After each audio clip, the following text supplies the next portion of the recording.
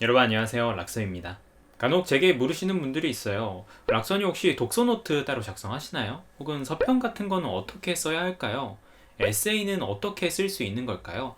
그때마다 항상 이게 답변을 해드리곤 했었는데 아무래도 요거를 그냥 영상으로 만들어서 여러분들에게 짧게나마 전달해드리면 좋겠다 싶어서 오늘의 영상은 독서노트부터 문학적 에세이까지 과연 어떻게 써야 하는지에 대해서 간단한 팁을 말씀드려볼까 해요. 먼저 말씀을 드리기에 앞서 지금부터 알려드릴 팁 그리고 방법들 같은 경우는 전적으로 저에게 적합한 방법이기도 했었습니다만 이러한 방법이 여러분들 모두에게 통할지는 저도 잘 모르겠으나 그래도 도움이 되셨으면 좋겠네요. 한번 쓰고 나면 잊히지 않는 독서, 그러한 독서 노트 및 이제 서평을 쓰는 과정의 첫 번째 단계는 바로 질문을 던지는 것입니다. 이러한 말이 너무나 당연하게 느껴지실 수도 있다고 생각은 하는데 실제로 여러분들 한 권의 책을 읽으시면서 다양한 질문들이 머릿속을 스치우시지 않으신가요? 제가 많이 예시를 들고 나는 프랑켄슈타인을 가지고 한번 이야기를 해보죠. 여러분들이 만약에 프랑켄슈타인을 읽고 나시면은 어떤 질문들이 머릿속에 떠오르실까요? 이러한 질문들은 정말 간단한 것이어도 좋습니다. 그냥 머릿속에 스쳐 지나가는 웃긴 질문이어도 상관이 없어요. 예를 들어서 저는 이런 생각을 했었던 것 같아요. 도대체 이런 일이 어쩌다가 일어난 걸까? 이 모든 비극의 원인은 무엇일까? 혹시 그거는 크리처가 못생겨서 때문은 아닐까? 이런 생각을 했었죠. 그런데 이 부분에서 친구들과 웃고 넘기면서 크리처가 못생겨서 그럴 수도 있겠다라고 생각한 그 질문을 바로 진지하게 한번 고찰해보는 것이 서평의 시작이라고 볼 수 있습니다. 그래서 가장 간단한 독서 노트, 이 서평의 시작은 이렇게 작성을 하는 것인데요. 책을 읽고 질문을 던지고 그 질문에 대한 간단한 감상을 남겨보는 것이 시작이겠죠. 하지만 여러분들이 여기서 멈추지 않으시고 좀 더 유의미한 서평을 위해서 발전시키고 싶으시다면 두 번째 단계가 예비되어 있습니다. 바로 이 두 번째 단계는 대답을 해보는 것입니다. 앞서 말씀드린 대로 이 프랑켄슈타인에서 일어난 모든 비극이 크리처의 미모, 혹은 추한 외모 때문이라면은 정말 추한 외모 때문에 그러한 모든 것들이 일어날 수 있는 것일까? 아니 그래도 외모 가지고 그러는 건 좀 너무하지 않나? 이런 식으로 하면 여러분들 나름의 생각을 전개해 가면서 그런 것들의 근거를 써보는 것이 두 번째 단계겠죠. 그래서 여러분들이 여기까지 오셨다면은 앞선 글이 한 문단에서 두 문단 정도의 질문을 던지고 대답을 하는 단계까지 오셨다고 할 수 있습니다. 이러한 서평에는 줄거리, 작가에 대한 이야기 이런 것들은 크게 필요하지 않습니다. 왜냐하면 여러분들이 남기고자 하는 것은 누군가에게 보이기 위한 어떤 기고글 형태가 아닌 스스로의 기억, 감상들을 남기기 위한 서평이라면은 여러분들이 그 책을 읽으면서 정말 궁금했던 질문을 한번 던져보고 그리고 그 대답을 나름대로 한번 찾아보는 것, 요게 가장 잊히지 않는 독서, 유의미한 독서를 만들어내는 서평 방법이겠죠. 자, 그러나 여기까지도 만족하시지 않는다면 세 번째 방법이 남아 있습니다. 여기서부터는 조금 어려워질 수는 있긴 한데요. 세 번째 방법은 근거를 찾는 것입니다. 자, 여러분들이 질문을 던졌고 대답을 해보았잖아요. 그렇다면 그 대답에는 근거가 있어야 됩니다. 아니 당연히 외모로 차별받고 그러면은 화나니까 이런 비극이 일어날 수도 있는 거 아니야?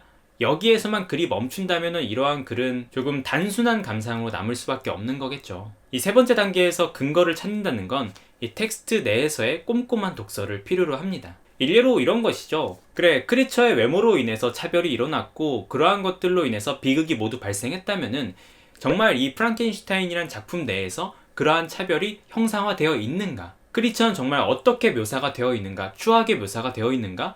크리처를 묘사하는 단어들은 어떻게 쓰여 있는가? 여기서 조금 더 논지를 확장시키면은 거기에서 그치지 않고 그렇다면 크리처와 반대되는 이 프랑켄슈타인 일가 및 다른 사람들, 일반 사람들에 대한 묘사는 어떤 단어를 선택했고 어떤 표현들이 주로 이루어져 있는가? 실제로 여러분들이 읽어보시면은 이 프랑켄슈타인에서 프랑켄슈타인 가족은 아주 아름답고 선한 이미지로 항상 좋은 단어, 우리가 흔히 말하는 미적인 언어로 표현이 되어 있다고 하면은 이 크리처의 경우는 정반대로 항상 안 좋은 말이 쓰인다거나 이 추한 외모를 상정하는 말들이 쓰입니다. 또한 추가적인 근거로 외모로만 판단을 받고 그로 인해서 차별을 받고 폭력을 당하는 이 크리처의 모습들도 작품 내에서 많이 찾아볼 수가 있겠죠. 그러니 세 번째 단계까지 오셨다면 여러분들의 글은 이렇게 변하겠죠.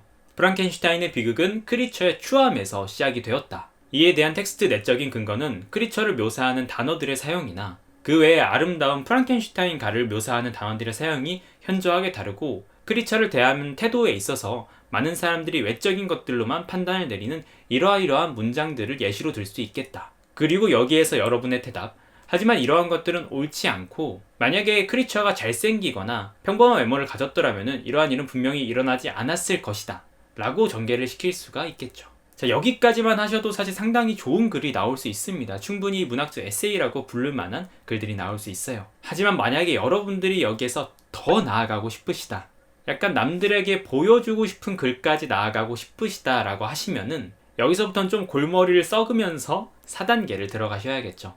이 4단계는 간단합니다. 발전시키는 것입니다. 제가 아까 말씀드린 것처럼 어떤 주장을 하실 때에는 일반론에 기대면서 근거를 대지 않으면은 빈약할 수밖에 없습니다. 우리 인류가 모두 공유하고 있는 어떤 개념이라고 할지라도 그에 대해서 한번 고찰해보고 상세한 근거를 대보는 것이 조금 더 논지를 강화하고 듣는 이로 하여금 신뢰를 갖게 하죠. 그렇기 때문에 조금 더 나은 글을 위해서는 이러한 생각들을 발전시킬 필요가 있는데요. 이 발전시킨다는 것은 여러분들이 생각하는 논제를 심화하거나 확장하여서 비단 텍스트 내적인 근거뿐만 아니라 외적인 근거까지 가져와서 논지를 강화하는 것이죠. 일례로 제가 옛날에 이 프랑켄슈타인에 대해 글을 쓸 때에는 앞선 글처럼 이 모든 비극의 원인은 이 크리처의 추함에 있다, 실제로 텍스트 내에서 크리처를 대하는 태도, 추함에 대한 묘사들을 이러한 근거로 살펴보았다. 이러한 것들이 옳지 않다는 것은 우리가 쉽게 알 수 있으나, 그렇다면은 이 작품 내에서 사람들은 왜 크리처의 추함을 그렇게 공격적으로 대했을까? 바로 그것은 아름다움의 존재, 아름다움과 선함을 이으려는 인간들의 기본 사고방식에 달려있는 것이 아닐까? 이를 칸트가 말했던 sublime, 이 숭고미에 관한 개념으로 이어보면은 이렇게 되지 않을까 하는 의견을 던져보는 것이죠. 그러므로 이 프랑켄슈타인에서의 모든 비극은 아름다움의 존재, 그리고 숭고미를 제대로 깨닫지 못한 인류의 어떤 실패, 우리가 갖고 있던 아름다움과 선함의 연결이라는 잘못된 사고방식에 기인하지 않았을까, 이런 결론을 내릴 수 있게 되는 것이죠. 물론 이러한 글의 형태가 쉽다고 말씀드리진 않겠습니다. 제가 말씀드린 1단계, 2단계까지는 어렵지 않게 하실 수 있을 거예요. 그러한 과정도 시간을 필요로 하긴 하지만 여러분들이 질문을 한번 던져보시고 그에 대한 나름의 대답을 내려보시는 것은 그렇게 어려운 과정까지는 아닐 것입니다.